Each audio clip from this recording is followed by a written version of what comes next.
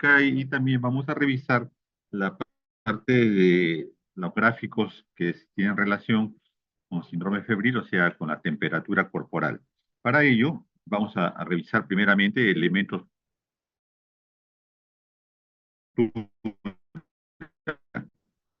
¿no? Recordemos nosotros que la temperatura del cuerpo humano, ¿no? Y de los mamíferos generalmente está dado por las condiciones de normalidad que suceden cuando tenemos la función de los músculos esqueléticos, o sea, de los músculos estriados.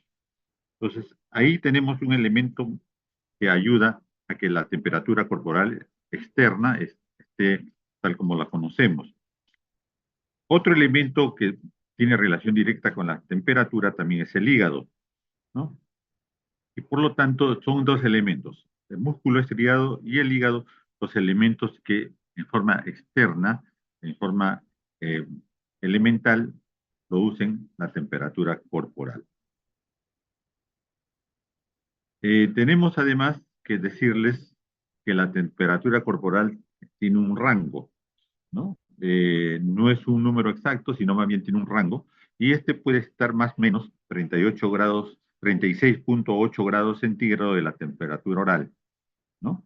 Eh, Hay que tener en cuenta que para poder sacar la temperatura corporal se hicieron percentiles en poblaciones enteras supuestamente sanas, y se llegaron a una conclusión de que eh, no había compatibilidad entre los percentiles de las diferentes poblaciones y vieron que un factor que disgregaba el rango de normalidad se debía a que eran tomados en formas diferentes y en tiempos diferentes. Se pusieron de acuerdo los fisiólogos, ¿no? Por la década del 40 del siglo pasado, y decidieron tomar a una misma hora y después de haber descansado por lo menos 4 horas. A este hecho de tomar no solamente la temperatura, sino todas las funciones vitales, se le denominó basal, basal. Entonces tenemos temperatura corporal basal, tenemos presión arterial basal, tenemos frecuencia cardíaca basal. En lo que se refiere a la temperatura corporal, ¿no? Justamente los elementos, los rangos están dados en forma basal, o sea, tomados a las 6 de la mañana. Pero también por el sexo pudiera variar la temperatura, sobre todo en la mujer que tiene ovulación. La mujer que ovula a partir de los 11 años promedio hasta los 45 más o menos, ¿no?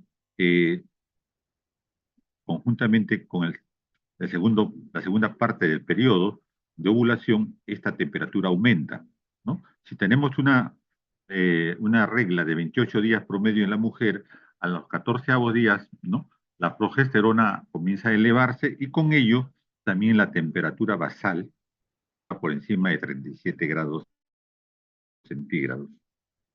Este hecho significativo que la ovulación en la mujer estaba asociada al aumento de la temperatura basal sirvió en los primeros tiempos para saber si una mujer ovulaba o no, sobre todo cuando se hablaba de problemas de eh, ovulación, cuando tenían problemas para tener los hijos.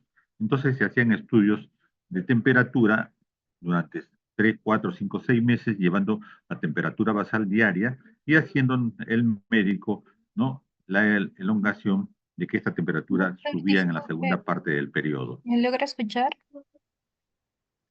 Doctor.